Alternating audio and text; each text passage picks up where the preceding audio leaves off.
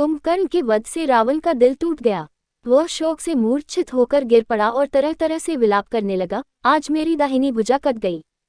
देवताओं, आज तुम्हारा दर्द दूर हो गया। भाई, तुम्हारे मरने से लंका अनाथ हो गई। संकट में अब मेरा कोई सहारा नहीं। त्रिलोकी विजयी रावण को विलाप करते देख त्रिशिरा, देवांतक, नरांतक आदि उसके पुत्र आ गए और रावण को ढाढ़स बंधाने लगे।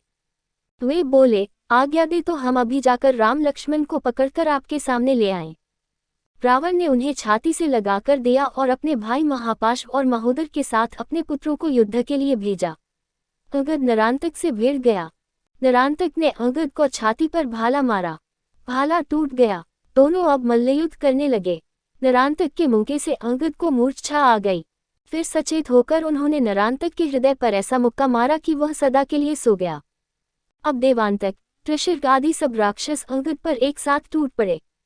अंगद को घिरा हुआ देखकर हनुमान और नील दौड़े आए। हनुमान ने देवांतक को मार डाला और नील ने महोदर को।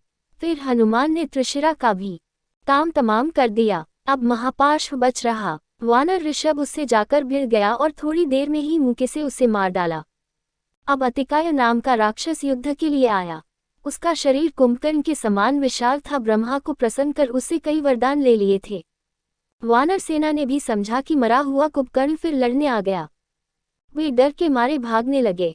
अतिकाय बिना बाण छोड़े रथ दौड़ाता हुआ श्रीराम के पास पहुंचा और बोला, हिम्मत हो तो मुझसे युद्ध करो, नहीं तो चुपचाप लौट जाओ। मैं लक्ष्मण से नहीं लड़ूंगा, वह अभी बालक है। लक्ष्मण ने उसे ललकारा, पहले बालक से ही निपट लो। लक्ष्मण उस पर बाण चलाने लगे परंतु अतिकाय पर उनका कोई असर नहीं हुआ। उसके दिव्य कवच से टकराकर वे व्यर्थ हो जाते। तब लक्ष्मण ने उसके घोड़ों और सारथी को मार डाला और रथ को तोड़ दिया। अपने तीखे बाण से अतिकाय ने लक्ष्मण का क्षत विक्षत कर दिया। स्वस्थ होने पर लक्ष्मण ने अनेक अनेक बाण छोड़े पर अतिकाय का बाल बांका न हुआ। तब लक्ष्मण ने कोई चारा न देख अतिकाय पर ब्रह्मास्त्र चला दिया। अतिकाय का सिर कटकर अलग जा गिरा। राक्षस सेना भागकर लंका घुस गई।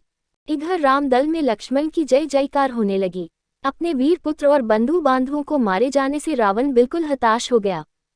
वह ये भी सोचने लगा कि विभीषण का बात मान लेता तो ये दिन नहीं देखना पड़ता।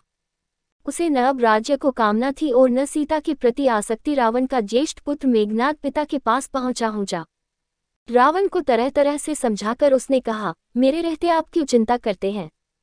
2 घड़ी के भीतर ही मैं राम लक्ष्मण को मारकर आपको सुखी बनाता हूँ। रावण की हिम्मत बढ़ी। उसने राक्षसों को आदेश दिया, नगर द्वारों की सावधानी से रक्षा की जाए। अशोक वाटिका का पहरा उसने और भी कड़ा कर दिया। दिव्य अस्त्र शस्त्र लेकर मेघनाद युद्ध के लिए चल पड़ा। मेघनाद का बल पाकर राक्षस सेना बड़े उत्साह से बंदरों पर टूट पड़ी। मेघनाद ने बाण वर्षा कर प्रमुख वानरों को घायल कर दिया। जो पत्थर और पेड़ उसके ऊपर बरसाए जाते, उन्हें वह बीच में ही काट देता। उसने बढ़कर राम लक्ष्मण पर बाण वर्षा आरंभ कर दी। उसने ऐसी माया फैलाई कि कोई उसे देख न हो सकता था। राम बाण चलाते तो कहा। राम लक्ष्मण को ब्रह्मास्त्र से मूर्छित कर मेघनाद लंकापुरी लौट गया। राम लक्ष्मण को मूर्छित देखकर वानर वीर घबराए। विभीषण ने उनको समझाते हुए कहा कि ब्रह्मास्त्र का सम्मान करने के लिए वे मूर्छित हो गए हैं, ठीक हो जाएंगे। जामवंत के पास जब विभीषण मशाल लेकर कुशल पूछने पहुंचे तो जामवंत ने कहा, पहले ये बताओ, हनुमान तो जीवित हैं।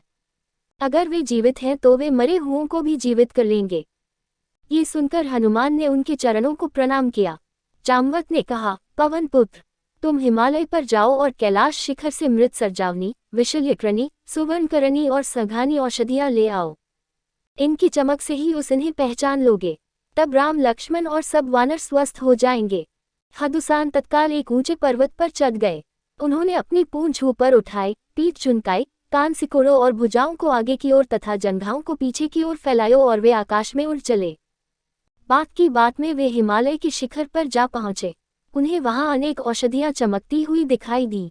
जब वे बताई हुई औषधियां को न पहचान सके तो उन्होंने पर्वत शिखर को हो उठा लिया और पक्षीराज गरुड़ की गति से वे लंका आ पहुंचे। औषधियों को सुगंध से ही राम लक्ष्मण स्वस्थ हो गए। वानर वीरों के घाव पुर गए और वे ऐसे उठ बैठे मानो सोकर उठे हों। वानर सेना नए उत्साह से भर गई। सुग्रीव को आज्ञा से वानर सेना ने रात में ही जलती हुई मशालें लेकर लंका पर धावा बोल दिया। द्वार रक्षक प्राण लेकर भागे। बंदरों ने लंका में घुसकर रावण के हाथीखानों और घुड़सवारों में आग लगा दी। अन्न के भंडारों में भी आग लगा दी, घर घर में आग लगा दी। आग की लपटें आकाश चूमने लगी। उनका प्रतिबिंब जो समुद्र में पड़ा तो वह भी लाल हो गया। वानर सेना के सामने जो भी पड़ा मारा गया। कंपन, प्रजंग, यूपाक्ष और कुंभ आदि भी मारे गए। कुंभ को मरा देखकर उसका भाई निकुंभ सुग्रीव पर टूट पड़ा। तभी हनुमान आ गए, दोनों में भयंकर युद्ध हुआ। अंत में हनुमान ने गर्दन मरोड़कर उसे भी मार डाला। मार काट मचाकर वानर वीर अपने पड़ाव को लौट आए। अगले दिन रावण ने खर के पुत्र मकराक्ष को युद्ध के लिए भेजा। श्रीराम और मकराक्ष का बाण युद्ध होने लगा। वे एक दूसरे के बाण काटकर अनायास ही गिरा देते। अवसर पाकर श्रीराम ने मकराक्ष के धनुष को काट दिया और उसके रथ को नष्ट कर दिया। तब वह शूल हाथ में लेकर दौड़ा। राम ने उसे भी बाणों से काट डाला। अब वह निःशस्त्र था, खूंसा तानकर राम की ओर दौड़ा। राम ने उसकी छाती में अग्नि बाण मारा। लोहे के किवाड़ की भांति उसका वक्ष फट गया। बची खुची राक्षस सेना लंका में घुस गई। अब रावण के पास एक ही वीर लंका में बचा था, वह था इंद्र को जीतने वाला मेघनाद। उसने मेघनाद को बुलाया और उसकी बड़ाई करके युद्ध के लिए भेजा। रण क्षेत्र में न जाकर मेघनाद अपनी यज्ञशाला में गया और होम करने लगा।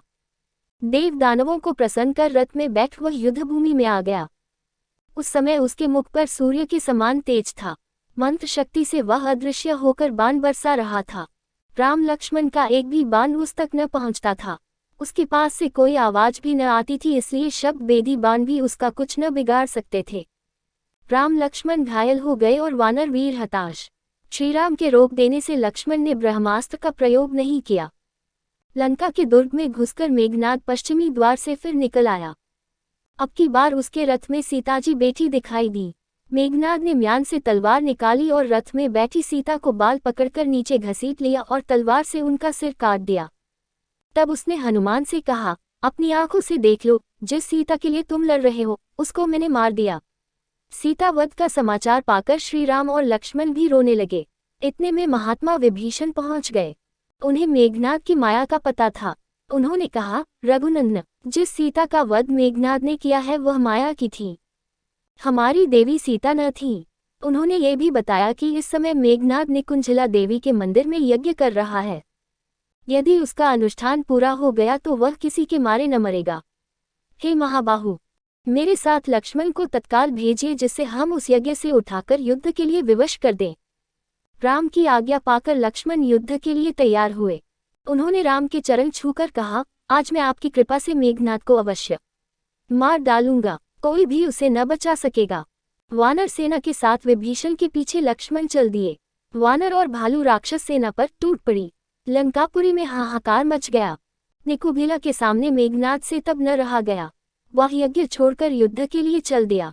लक्ष्मण विभीषण के बताए हुए स्थान पर बरगद के नीचे मेघनाद के आने की प्रतीक्षा कर रहे थे।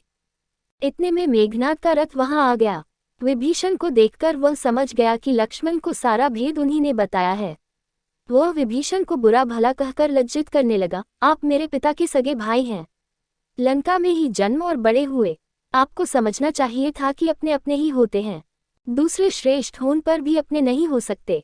आप देशद्रोही हैं। आपके अलावा लंका का भेद जानने वाला वहां कौन था? आप ही लक्ष्मण को यहाँ ले आए हैं। लक्ष्मण और मेघनाद में युद्ध छिड़ गया। उनकी बाण वर्षा देखकर रोए खड़े हो जाते थे। विभीषण बराबर लक्ष्मण का उत्साह बढ़ा रहे थे। वानरों को भी उन्होंने बढ़ावा दिया और कहा, मैं ही इसे मारता पर मेरा भतीजा है, लक्ष्मण के हाथों आज अवश्य यह मरेगा। तुम राक्षसी सेना पर टूट पड़ो। लक्ष्मण ने मेघनाद का कवच काट दिया और मेघनाद ने लक्ष्मण का।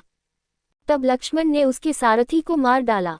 मेघनाद रथ भी हाँकता और बाण भी छोता। तब बंदर मेघनाद के रथ के घोड़ों पर चढ़ गए और घूंसों की मार से उन्हें गिरा दिया। अब वह लंका से दूसरा रथ लाकर युद्ध करने लगा। लक्ष्मण ने मेघनाद के धनुष को काट दिया। उसने दूसरा धनुष उठाया, लक्ष्मण ने उसे भी काट दिया। तब वह तीसरा धनुष लेकर युद्ध करने लगा। वह अब हिम्मत हार रहा था। इतने में विभीषण ने अपनी गदा से मेघनाद के रथ के चारों घोड़ों को मार दिया। मेघनाद ने रथ से कूदकर विभीषण पर शक्ति प्रहार किया। लक्ष्मण ने उसे बीच में ही काट दिया। अब लक्ष्मण ने विश्वामित्र के दिए इंद्रास्त्र को धनुष पर रखा और कान तक खींचकर उसे छोड़ दिया। मेघनाद का सिर कटकर पृथ्वी पर गिर पड़ा। राक्षस सेना भाग खड़ी हुई। लक्ष्मण को आगे कर विभीषण श्रीराम के पास पहुंचे और लक्ष्मण के पराक्रम की बात उन्हें बताई। श्रीराम ने लक्ष्मण को गले से लगा लिया और उनकी प्रशंसा की।